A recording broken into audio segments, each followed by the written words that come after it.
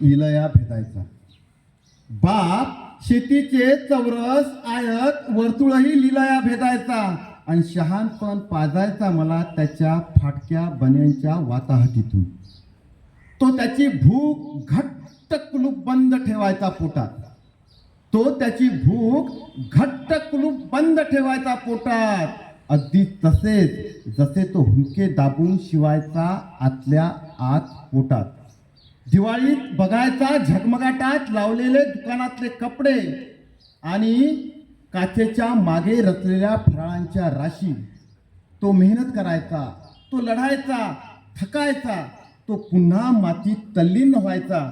कधी हतबल होऊन पुसायचा चार चौघात हलकेच आपले डोळे आणि एकांतात आणायचा डोळ्यात आसवांची सुनामी. भावनांच्या हिंदोळ्यावर करायचा निचरा दुःखाचा. दुःखासोबत लावायचा तोंडी क्वचित थोडं संसाराचं सुख. कारण आलेली सारी सुख इतरांच्या पारड्यात टाकायचं कसं होतं त्याच्यात एखाद्या सराईत व्यापाऱ्यासारखं. कितीही अडचण असली तरी तो पुस्तकं आणायचा आमच्यासाठी. कारण त्याला माहीत होतं कितीही अडचण असली तरी तो पुस्तकं आणायचं आमच्यासाठी. कारण त्याला माहीत होतं शेतीसाठी बियाणं आणि लेकरासाठी पुस्तक असल्याशिवाय गरिबीच्या छाताळावर सृजनशीलतेचे पीक घेता येत नाही.